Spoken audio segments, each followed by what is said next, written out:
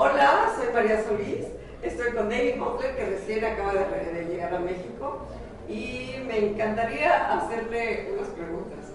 David, how do you prospect cold market, and how do you fund?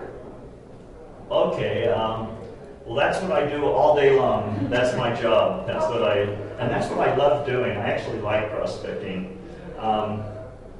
I try to get people to ask me what I do. That's my objective. That's my goal. But how do you do it? Is to get them. I'll tell you. All right. Remember, my spoon. Is to get them to ask me what I do. That's actually pretty easy to get to do that, because if I was to see you and get in a little conversation with you at the supermarket or at the bank or something, and I felt good about either your appearance or your work ethic or your attitude or your personality or something like that, I could just simply do this. I could just simply look at you and say, my gosh, I love your personality. You'd make a killing in my business. And what's the first thing that's going to happen? They have to say, what's your business? There's nothing else to do there except what's your business. And so that's how I get people started. That's the way I get into conversations. I just say, man, with your personality or with your work ethic, you'd make a killing in my business, or you'd be a $50,000 a month story waiting to happen. Something like that. I just hit them with something, and they always have to come back and say, then what's your business? At that point in time, I'd say, if I don't have very much time, at that point I'd say, we don't have very much time here. We're at the bank, we're at the supermarket, or I have somebody waiting for me, or there's customers waiting for you or something. So at that point, I might say something, I'd actually like to get into that with you. I'd like to get into that with you. And to do that, I'll tell you a little bit better way to do that. And whatever tool I use, at that point, whatever tool I use, whether it be a video that I send them, or whether it be a CD or DVD that I give them, or a piece of literature or something, I'd say what I'd like you to do is check this out, and let me get back to you tomorrow, and you'll understand how someone like you, and I actually use money as my I know that virtually 100% of the people out there want to make more money. I know that. So I use money as my lead. And so I say, and when you listen to that, or when you look at that, you'll understand how someone like you, within a reasonable period of time, 6 months, a year, 2 years, could be over, I have to use American dollars because I don't know that, could be over $5,000 a month, could be over $10,000 a month. So I'm actually painting a dollar picture in their head. And I use that dollar figure based on the person. If I'm dealing with somebody that I perceive to be kind of a small income earner, younger maybe, and nervous about doing the business or something, I don't want to scare them away with 10,000 American dollars a month or something. So I might say, how a person like you within the next 6 months to a year could be over $1,000 or $2,000 a month, something like that, something they can understand.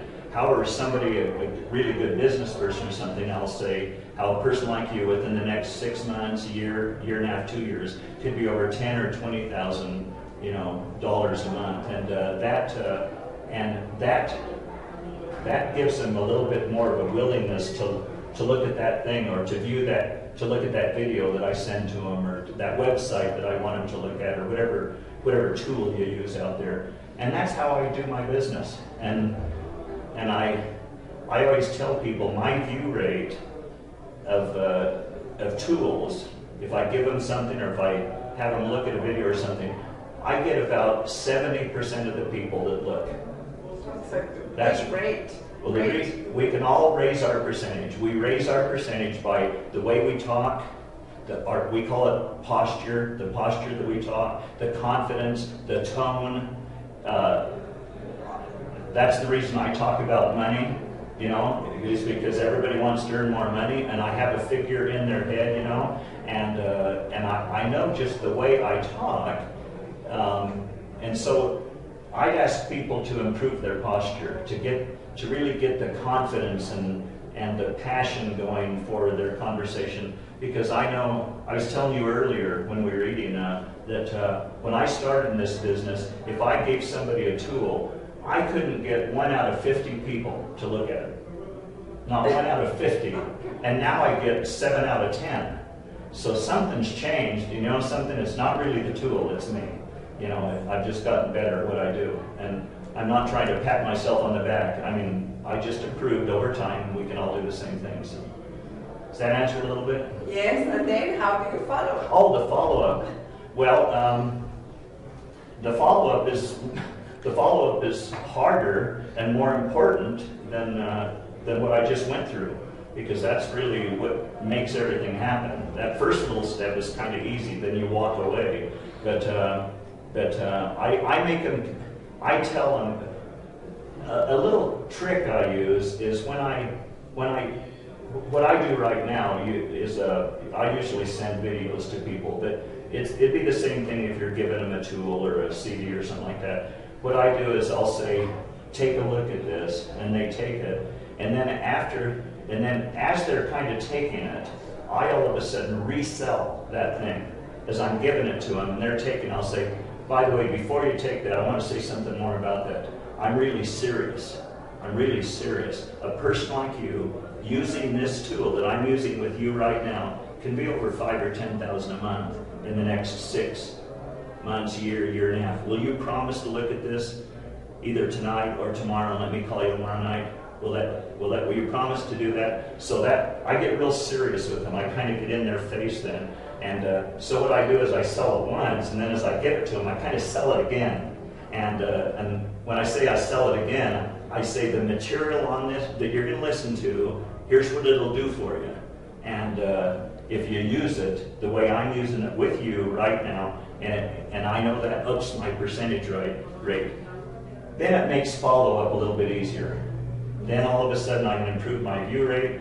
They're going to know when I'm going to call them. I'm going to call them tomorrow evening or the next evening or something, or day or whatever. I'm going to get a time with them, and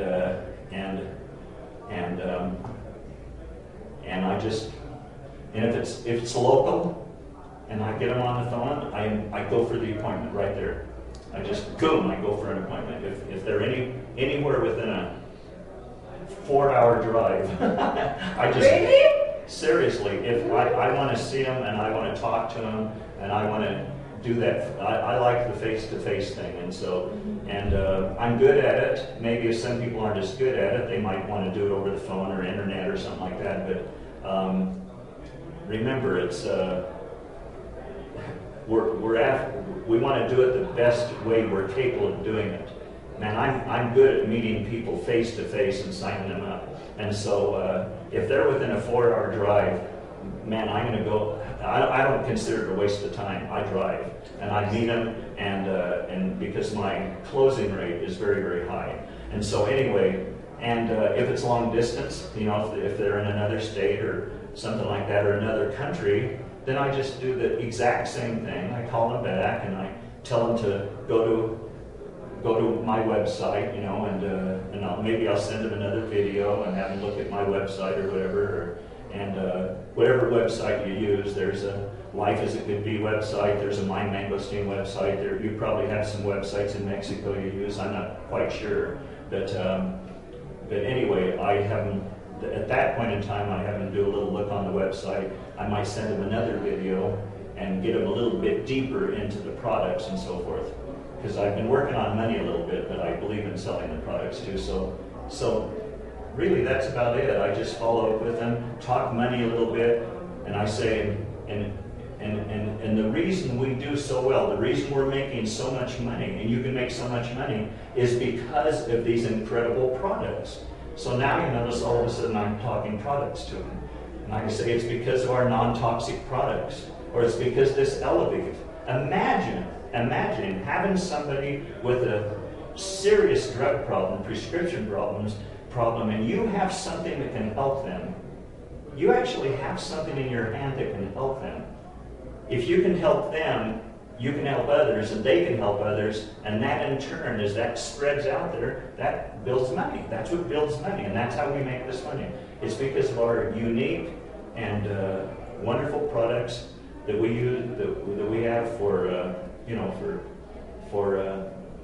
personal, and then I get into the sometimes the toxic things. So I talk products, but I kind of lead into products through money. That's what I do.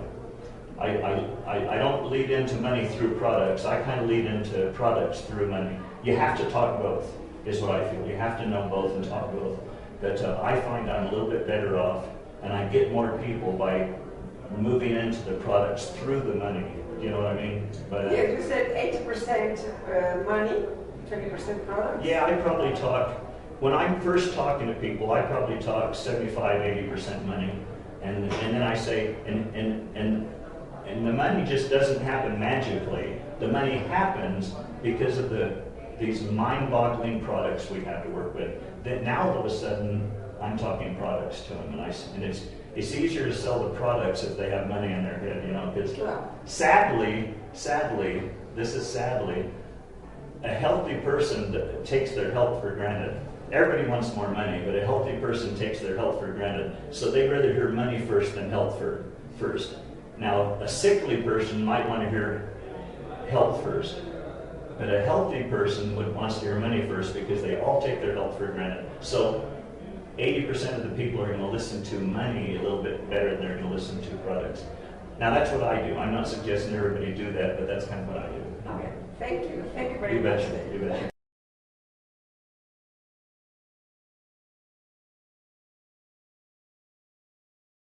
A geração Y é como esses papéis, ela quer voar, ela não quer ficar parada.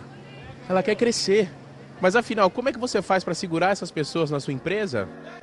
As empresas têm que oferecer, e os líderes atuais oferecer para a geração Y uma causa que dê significado à vida dessas pessoas. Procurar colocar em prática algumas coisas que possam fazer com que eles tenham interesse em permanecer na nossa empresa. Dar uma proposta de valor para a empresa, ou do que ele vai alcançar a médio, curto e longo prazo, e a todo momento sustentar a energia, o brilho no olhar deles. Eu acho que todos nós, quem já foi jovem, já foi geração Y, que acho que ao longo do tempo a gente vai esquecendo.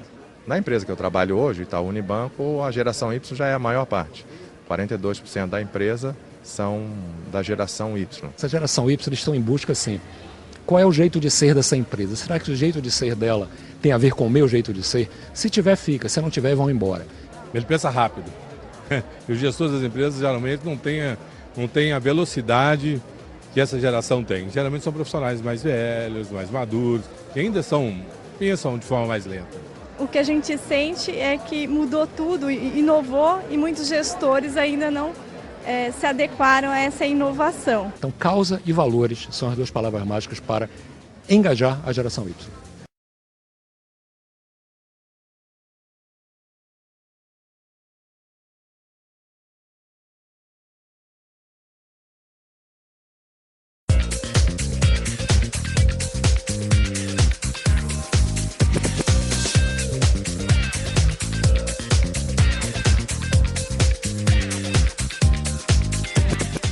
Y aquí en Negocios en Telemedellín estoy saludando a Jorge Iván Martínez, el presidente de Marca Consultores. Jorge, como siempre, un placer tenerlo con nosotros aquí en Negocios en Telemedellín.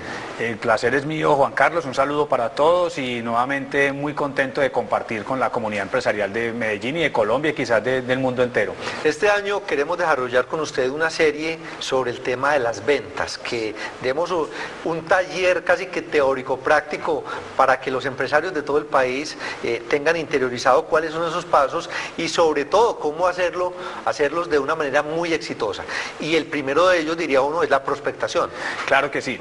Mira, las ventas son un proceso y es un proceso lógico, es un proceso fácil de llevar, es un proceso muy agradable y muy cómodo para conducir una compañía a tener excelentes resultados y para conducir a un vendedor a que sea exitoso.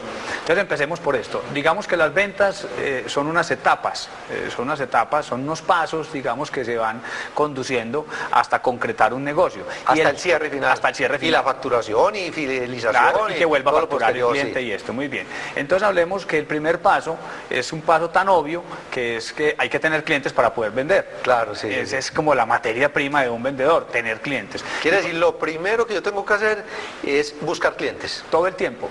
Y es lo primero y lo que se hace todo el tiempo. Digamos que uno puede alternar ciertas actividades de ventas y estar generando organigramas y organizaciones y prioridades, pero en prospectación es un tema que es de todo el tiempo. Claro. Entonces, algún autor en alguna ocasión comparaba la prospectación con la función de respiración en el cuerpo. Uno no puede dejar de respirar mucho tiempo porque puede colapsar.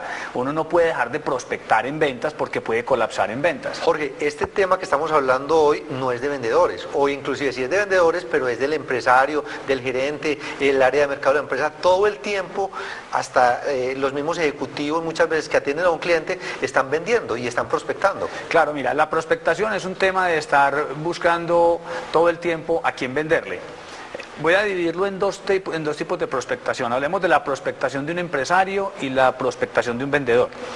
La del empresario la tocaré muy suavemente y es, prospectar a un empresario es estar buscando en el mercado los empleados o los colaboradores que le van a ayudar a ser exitoso en su compañía. Claro. Entonces, todo el tiempo él debe estar olfateando en el mercado quiénes son los buenos colaboradores que son exitosos, que le van a ayudar a ser exitoso a él empresarialmente. Digamos que eso es una labor que debe hacer permanentemente un gerente de ventas y un empresario como tal. Claro. Y en la prospectación en ventas es cuando un vendedor decide con qué clientes del mercado va a cumplir su presupuesto, o sea, con quién va a cumplir su cuota de riqueza. Sí. Entonces, eso es prospectar.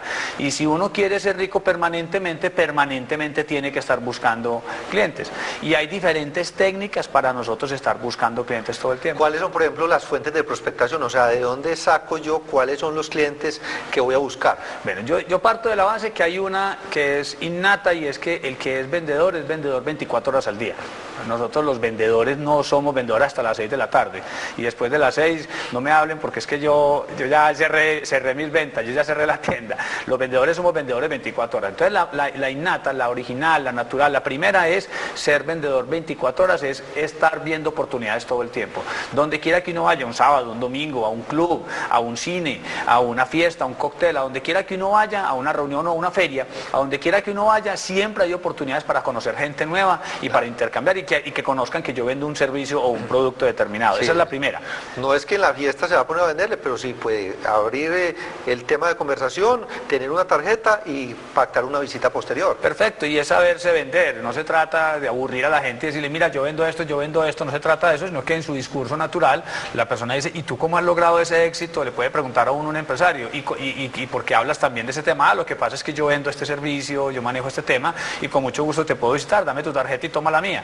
O sea, ese es un discurso natural. Lo que pasa es que tiene mucho que ver con el enfoque de lo que deben ser las ventas, Jorge. O sea, cuando yo veo las ventas como una actividad de atosigar, de crear necesidades, de generar una transacción a como de lugar, pues es muy distinto a lo que debe ser, que hombre, al contrario, yo tengo un buen producto que le va a generar felicidad a esa persona a la que se lo estoy ofreciendo. Dijiste algo bastante importante, Juan Carlos, y es que el vendedor tiene que tener claro que él siempre está llevando a las personas o a los clientes de un estado A a un estado B más feliz. Entonces a mí no me debe dar pena ni pereza decirle a un empresario que yo lo puedo conducir de un estado A a un estado B más feliz. De manera que, retomando, el mundo de las oportunidades es permanente en el mercado. En cualquier momento un vendedor tiene oportunidades de venderse y de vender sus servicios y de vender su compañía. Jorge, digo yo que esa prospectación tiene que ser muy inteligente de acuerdo con el negocio en el que yo estoy, en lo que me mueva, cuáles son esos posibles clientes que más le interesa mi servicio, dónde está más latente esa necesidad, cuáles tienen la capacidad de compra, porque puede ser que también yo me enfoque en gente que tiene la necesidad, pero además no tenga el presupuesto para comprar mi servicio. De acuerdo, entonces ya empezamos a perfilar cuál es, primero que todo, tener claro mi producto o mi servicio, a quién le va a servir, a quién le va a solucionar un problema. Y ¿a quién va a ser más feliz? ¿A quién va a ser más feliz? Entonces, cuando yo ya tengo claro a quién voy a a ser feliz con mi servicio o mi producto, entonces ya debo pensar en dónde están esos clientes que quieren ser felices, cuál es el tipo de clientes que necesitan mi producto o mi servicio.